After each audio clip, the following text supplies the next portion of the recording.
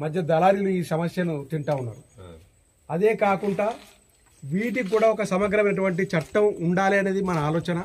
ఇలా మన మాదిరిగానే పట్టణ ప్రాంతాల్లో కానీ మరి వివిధ ప్రాంతాల్లో గ్రామీణ ప్రాంతాల్లో ఉన్నటువంటి హమాలి కార్మికులు కూడా పనిచేస్తూ ఉన్నారు. వాళ్ళెవ్వరికి కూడా ఒక చట్టభద్రత అనేది లేదు. అందుకోసమే మనము ఐఎఫ్టియుగా హమాలి కార్మిక సంఘం అఫిడేట్గా పనిచేస్తూ ఉన్నది. దానికి మన కామ్రేడ్ శ్రీధర్ అన్న రాష్ట్ర సెక్రటరీ.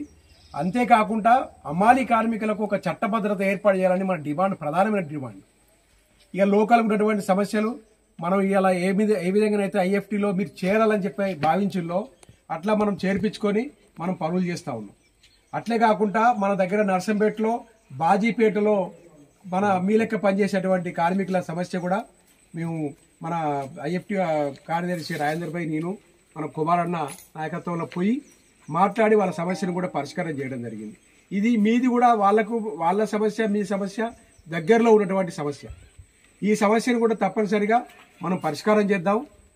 మనం ఖచ్చితంగా నిలబడి మన సమస్య పరిష్కారం కోసం మార్గం చేద్దాం అనేది మీకు చెప్తూ, మీరు ఐఎఫ్టీకు సంబంధించినటువంటి ఆశయాలు, కార్మిక రంగంలో పనిచేయాలి, కార్మికుల హక్కుల కోసం పనిచేయాలి. ఇలా చట్టబద్ధత కోసం, హమాలి కోసం కాకుండా అన్ని రంగాల్లో మనం పనిచేస్తూ ఉన్నాం. ఆ రంగాల వేదిగా మనకున్నటువంటి కమిటీలు, మనకున్నటువంటి సంఘాలు పనిచేస్తూ ఉన్నాయి. కాబట్టి మీరు తప్పనిసరిగా ఈ ఐఎఫ్టీ ఇచ్చేటువంటి పిలుపులో భాగంగా పనిచేయాలని చెప్పని